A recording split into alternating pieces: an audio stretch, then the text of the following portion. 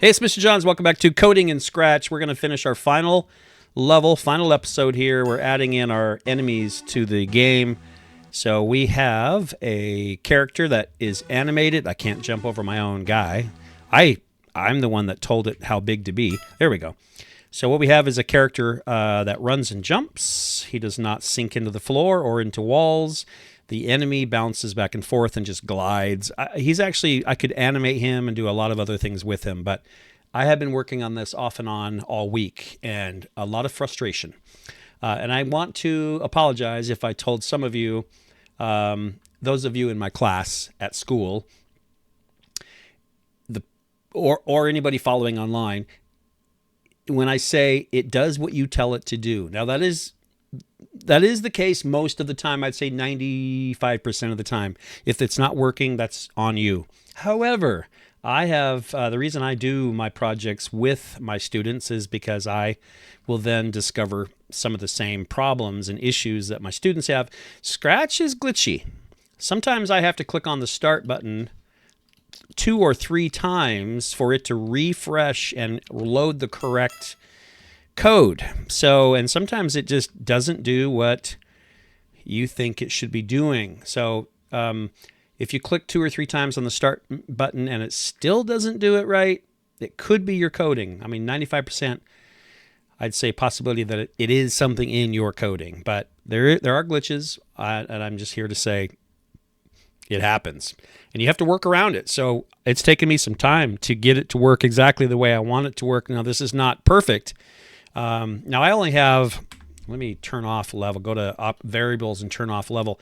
The reason I had level showing is because while I was creating the coding, I wanted to know what level I was working on. So that really helped a lot. So, all right. So what we have is a character that moves, jumps. He'll jump over the enemies. He'll collect the stars. When I collect the stars, my points go up in the upper left corner, stars. When I go to the next level, there's a new crab. I have to jump over him, collect the star. He does the same thing there. And next level, another crab, collect the stars, try to get out of his way, jump him. And next level, this one has a crab. He falls into the lava, and there's a star that I can't reach, which is very unfortunate. I should have fixed that. And the next level, this crab gets stuck between my jumping blocks. Also, you can see right below, so there's another star that I can't reach. That's my fault. And then this down here is the touchpad that triggers the end of the level. That's not my fault. It should not, I did not tell it to go there, but sometimes it goes there. So that's one of those weird Scratch glitches. And oh, the touchpad is gone. So the touchpad is supposed to be, oh, that's, so it worked earlier, and I'm not kidding. It worked earlier. Let me try it again. So I thought I had all my glitches worked out. So let's try it again. Gonna run through the level. Ideally, I'd be able to reach all of the stars. Oh, that was too early. So I like the fact, oh, I'm going to hurry so I can miss him. Haha. And oh, that's a glitch too. That is not level 2. So I'm going to hit start 3 times. So notice level 1, I've got this mountain right here, this hill. That was just to make sure that he doesn't go through walls. Here, this is level 2. That wall is not there, but you saw it. That wall was there a second ago, and that is a Scratch glitch. I didn't tell it to go there, but sometimes it's there. And here, let's jump over that. And so here you can see my trigger, that little trigger pad is not there this time. It's where it should be. And this tells me to jump the crab, get the star, and it triggers next level. My final score is 10 stars. I was supposed to put 10 stars. So, all right. So let's talk about the coding. I will put all the code, the final code, in links down below, so you can just refer to that and create the exact same code, and it should work just fine. And you may have different enemies, different collectibles, etc., which is perfectly fine. Requirements are you have to have 5 levels, have to have an enemy on every level, have to have at least 1 collectible on every level with a total of 10 minimum. You can have more. Okay, so enemy, collectibles, need to have lava that you jump over or something. You need to have lava you jump over with some pillars to climb on top of and over. And then you need to have a finish screen that has a ta-da and a final screen that says next level or whatever, something. But it does trigger another background that says next level. Now, I think one thing I noticed, I don't have sound. You also need sound, and I think I disconnected it because it was getting annoying right here. So over and over and over and over again when you're coding, that does get annoying, so I just disconnect it. So there we go. So to add to your requirements, a background sound that repeats or music, okay, an enemy and a star on every screen.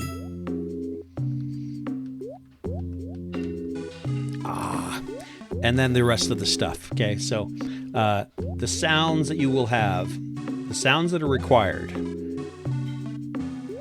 are music in the background that just plays, a sound when you get a collectible, a sound when you die, and the last one, oh, see, there's my touchpad in the wrong place, which it's not going to be there. Well, careful, can't touch him. It's not going to be there, so I can't finish the level. And a sound when you finish the level. So those are the sounds required. So let's talk about the coding. The player code, I didn't do much to it. I don't think I added much to it at all. I believe I just copied and pasted, hey, when you touch the color of lava and die and do all this other stuff, I copied that and changed. Also, when you touch the crab, same thing happens. It plays the lose sound. You switch costume to a die. So you do have to have a die costume that shows something different that he died. I just put X's instead of the eyes. That's a really quick and easy way to make it look like it's a death character.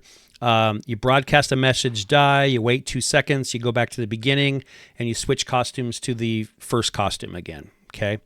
Oh, looks like I have that twice. So I found a little error in my own code. I have the whole block twice. I don't need that. I don't think that's going to change anything. Although that could be.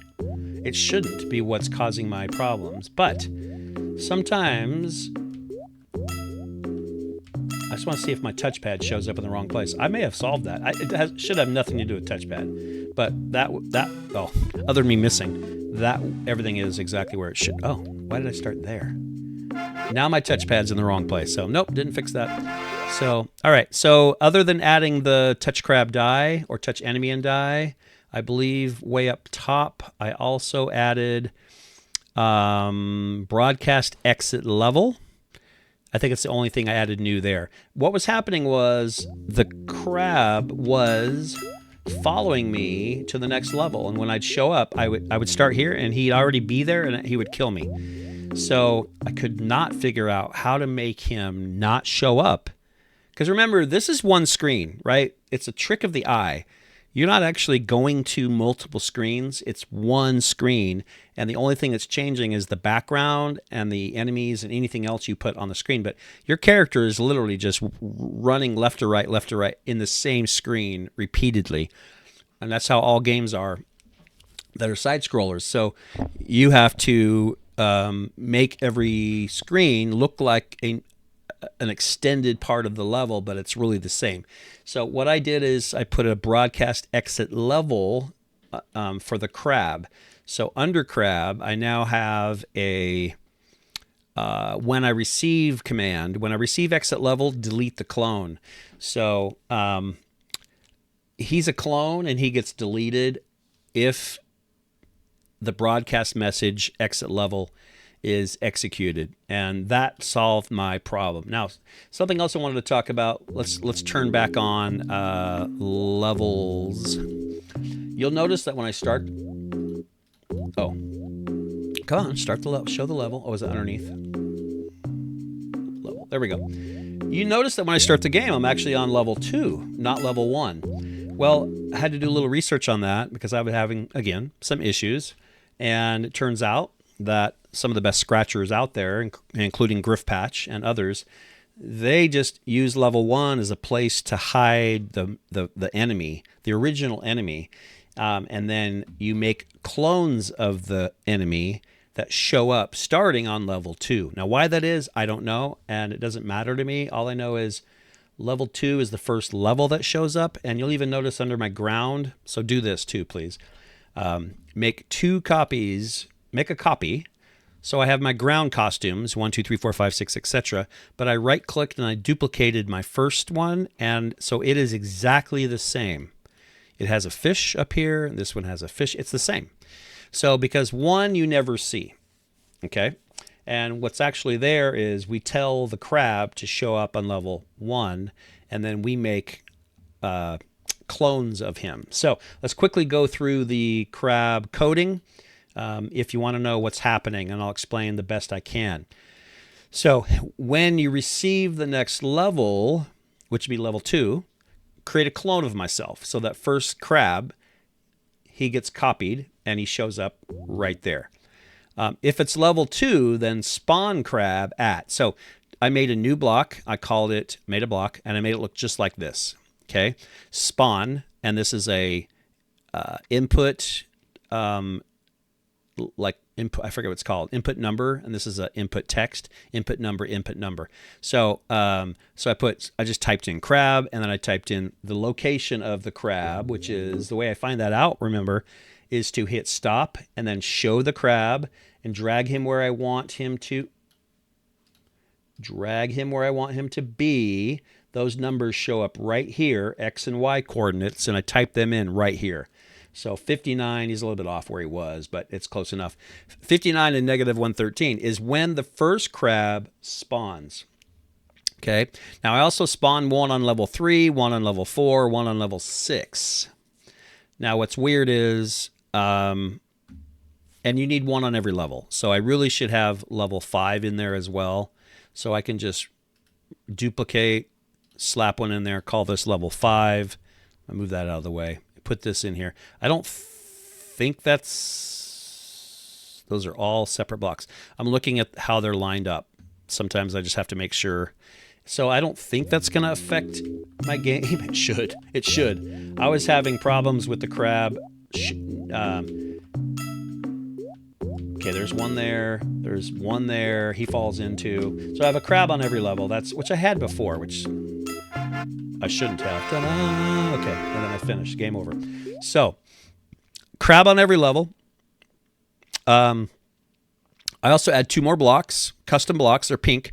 So what we're doing is we're coding the crab. We need him to go down and left, right. So it's almost like coding the player to move, but we're doing it a little differently. So just to be different, I could have done like X, X and Y and make him move, whatever. I decided to do this. And so I have a block called move down. You always have a definition block. And then I also made one move left, right. So define. So if we see, and down here are the actual commands. But you have to, when you make a block, you have to define it first. So what is move left, right? Move down is first. So what is it? Well, change speed, and it may not make sense. But it works. Change speed Y. Now it's a variable. It's orange. I've got one called speed Y. So if you don't have that, by the way, here's all my variables. I'll leave this here for a second because I think in my coding, I don't include what variables I have. I just assume if you see a oval that's orange, that is a variable that you have to make. So I don't use all of these. I don't think I use super. I don't know. I tried multiple things, but these are the ones I have. So you can definitely just make those and have each just in case. So change speed Y by -1, change Y by speed Y. So this is just some movement math. And repeat until not touching the ground. What we're trying to do is just like with the player, we're trying to make it so he doesn't sink into the ground or into a wall, and he also doesn't float. So do this, change his speed Y by -1 and his speed Y by speed Y. That's math. Until he's not touching the ground. So he will move until he's not touching the ground. Change Y by 1. Set speed Y to 0. So basically means once you are touching the ground, once you're not touching the ground, stay there. That's all that means. Just do it, but that's what it does. Okay. Also for the left right, if he runs into a wall and gets kind of stuck in the wall, have him move 2 steps. If he's touching the wall, which is the ground, or touching the edge, because I didn't do that, and this first level, he would bounce off the wall just fine, but then he would go off the screen and disappear. I'm like, what? Or to get stuck there. So I had to add an or right there. It's under operators. So if he's touching the ground or he's touching the edge, and by the way, edge is something you don't have to create. Scratch knows that's a common thing, I guess. And so it's already in there. So if he's doing one of those, then move back 2 steps and then turn around. So, and even though my crab doesn't really look like he has a left right, he still really does. The right side of it is his right and the left side's his left. So just to make sure it doesn't mess anything up when he touches, because he goes, anyway, it works. It works. Have him turn 180 degrees. And then I think I already talked about this. I made a block called spawn. Yep. And I spawned at type at X and Y. Spawn the type at X and Y, and then go to X, Y. Okay. How do I put these pink down here? I just drag and drop. So these are actually commands. I don't need it now. Okay. Again, a little bit of math, but it will spawn where you tell it to, X and Y. All right. When clicked, broadcast next level and wait, and then hide. So what we're doing is making the crab hide for just a second. He waits and then he hides. So I'm not really sure. I'm not even sure if I need that one. Yep, he does. That's weird. Okay, I don't know if I have to hide him though. I don't know if that does anything. I don't think I need the hide. I don't think that does anything. And this is part of coding is you drag stuff up and see, there's the finish line. I think I won and got hit by the crab. That's funny. But it did start over. So I don't think I need that hide. Dump it out of there. But I do need the next level. When I start as a clone, now here's the most important thing with the crab. When he starts as a clone, and there's one on every level, show, make sure he's visible, set the rotation style to left, right, because I didn't do that at first, and he showed up upside down. He was on his head. So I just need to make sure the rotation style was left, right, so he's always on his feet. Set speed Y to 0, and then a forever loop that says move left, right, move down, and if touching the player. So, and you'll see, back in the player code, I did have some stuff when touching the crab. When touching crab, lose, this does different things. It plays the lose and die. It plays the lose sound, and it switches costumes to die. It broadcasts die. It does, so on this player side, there's some things that happen when it touches the crab. On the crab side, same thing. I was having some problems with the crab never going away. And he just touches them again. So, in fact, when I first started doing this, if I died like this, he would stay there, and I would keep dying and dying and dying and dying and dying and dying. So I had to figure it out. And I love the thing I love about coding, and it's that way with anything in any class, content, sport, video game, doesn't matter. Anything that you figure out yourself is always way more exciting than if you just plug stuff in and it works. And you're like, I don't know, it works. I love the fact that a lot of this, I thought I was just using pretty common code, but a lot of it didn't work. And so I had to just go through some logic, and I'm not always very logical at all. But so I had to try a lot of different things, and this is one of them. And it worked, and I'm like, yes. And I want you guys to experience that. So if something doesn't work, problem solve, try different things. It's not a bad idea to go up to File and make a copy, save as a copy. So you always have like an original, a backup. So if you completely mess it up, which I've done, and I had to start over, you have a backup, so you just go back to that. Okay. So if it's touching the player, if the crab is touching the player, then go back to where it should be and hide for 3 seconds, and then show. Let me show you what happens. Watch this. If he touches the player, 1 1000, 2 1000, 3 1000, bink. He does exactly what I told him to do, which solves my problem entirely. So if I start the game and I miss and I land on him, he gives me a chance to get going before he shows up again. Now maybe that's too long, and maybe I should change that to 2 seconds. I'm gonna hit the play 3 or 4 times. Let's see what happens now. Okay, so I die. Comes back pretty quick. That's probably better though. That seemed kind of weird. I had a chance to actually run and jump before he even came back. Oh, that time I did. That was pretty easy. So anyway, little things like that you can tweak. So that is pretty much the code. I have my trigger here, and what that is on the last level. I could not figure out how to make it so it would trigger the end of the level. There's many ways there's many ways to do anything in Scratch. My way is one of 1,000. So, but this is what I did. I said, hey, when clicked for this piece of ground, if go to this exact location where I want it on level 6, and if it is level 6, show. Otherwise, hide. So you can see it should never show up at another level because I told it to only show up if it's on level 6. And so, which it is. So, all right, that is it. And we end up with a pretty cool beginning of a game. Now, is it the most amazing game ever? Probably not. But it's a start. And this is how everybody starts. The concept of a side scroller, at least, is one of the easier.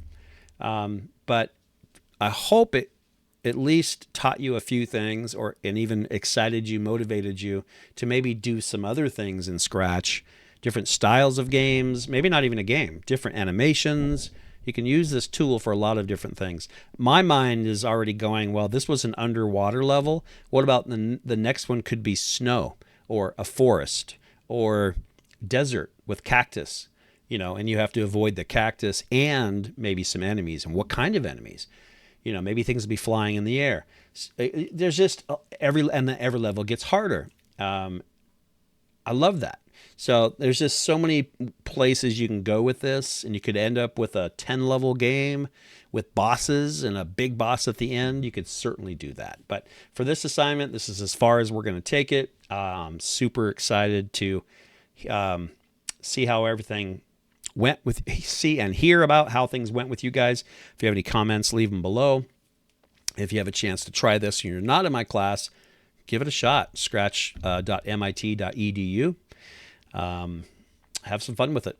But for now, we're done, and I'm out.